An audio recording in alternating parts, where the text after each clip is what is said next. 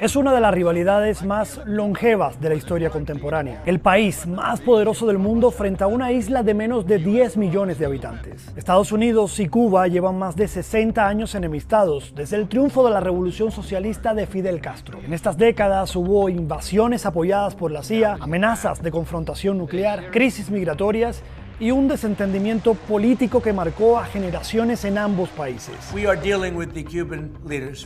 Con el regreso de Donald Trump a la Casa Blanca en 2025, las tensiones volvieron a dispararse. Su gobierno endureció el embargo económico vigente desde los años 60, al que la Habana culpa de la mayoría de sus males, y adoptó medidas para impedir que Cuba reciba combustible del exterior. Todo esto se sumó a la crisis energética, económica y social que ya vivía la isla. Pero, ¿cómo se gestó esta enemistad entre Washington y La Habana? Eso te contamos en este video.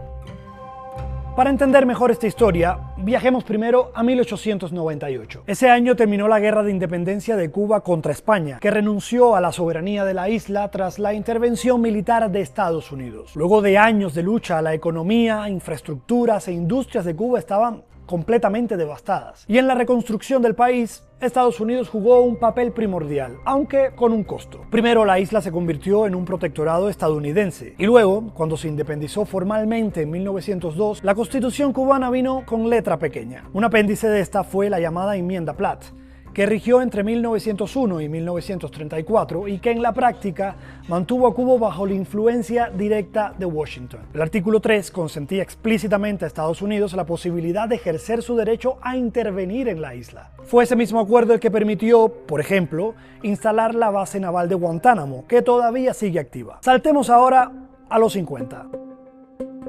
Durante estas décadas, la relación económica y política entre ambos vecinos se estrechó más todavía, y varias industrias de la isla contaban con una participación estadounidense dominante. Por las calles de las principales ciudades se veían letreros de Coca-Cola y autos norteamericanos de ultimísimo modelo que hasta hoy siguen circulando. En la isla convivían tanto la prosperidad y el lujo, como por otro lado la desigualdad, la corrupción y una notoria dependencia estadounidense. Así es que llegamos a 1952, cuando Fulgencio Batista, un general que había gobernado Cuba democráticamente entre 1940 y 1944, dio un golpe de estado y tomó el poder. Esto agravó un descontento creciente entre sectores de la población por esa corrupción y por esa injerencia de Estados Unidos, país que respaldaba a Batista. Había alas de la oposición que querían volver al status quo previo al golpe, mientras otros abogaban por una reforma nacionalista de la economía que redujera la dependencia norteamericana. Aquí aparece Fidel Castro, un joven abogado y líder político de ideas socialistas que creía que el país necesitaba más soberanía. Tras un intento fallido de revolución en 1953, por el que cumplió casi 2 años de cárcel y se exilió en México, Castro regresó a fines de 1956 y organizó una guerra de guerrillas en el oriente del país. El levantamiento se extendió y en poco más de 2 años, el 1 de enero de 1959, Batista huyó a República Dominicana. 7 días más tarde, Castro y los llamados barbudos entraron triunfantes en La Habana con un gran apoyo popular. La revolución se había puesto en marcha. El divorcio entre Cuba y Estados Unidos no fue automático. Había personas, de hecho, en el Departamento de Estado que creían que Castro era un simple nacionalista y querían buenas relaciones con el nuevo gobierno. Pero entre el 59 y el 60 llegaron 2 eventos clave. Primero, una reforma agraria que proponía nacionalizar parte de las tierras controladas por Estados Unidos. Y segundo, la visita del diplomático soviético Anastas Mikoyan para firmar acuerdos con el gobierno cubano. Esto encendió las alarmas de Estados Unidos. Su mayor rival, la Unión Soviética, ganaba terreno muy cerca y en plena Guerra Fría. Uno de los acuerdos entre La Habana y Moscú era intercambiar azúcar cubano por crudo ruso. ¿Cuál era el problema? Que varias refinerías en Cuba eran estadounidenses, y cuando Estados Unidos ordenó a sus compañías negarse a procesar el crudo ruso, el gobierno cubano intervino a las refinerías y las nacionalizó. Esto provocó los primeros pasos del embargo económico estadounidense, a lo que Cuba respondió con la nacionalización total de industrias y negocios norteamericanos. Para enero de 1961 la ruptura de relaciones se consumó y Castro acentuó el giro socialista de su revolución.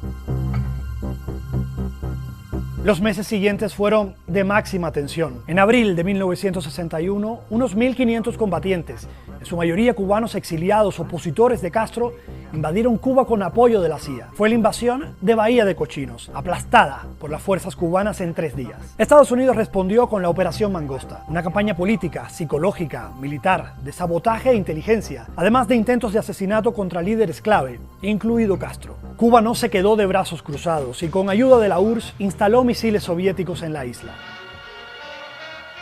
On this side of the world, less than 90 miles from Florida, we faced another communist challenge. Cuando Washington descubrió estas armas, comenzó la crisis de los misiles, que estuvo a punto de provocar una confrontación nuclear entre la URSS y Estados Unidos con Cuba en el medio. Aunque la crisis se aplacó en 13 días, el gobierno cubano consolidó su adhesión al bloque socialista de la URSS y Europa del Este, alejándose aún más de su vecino.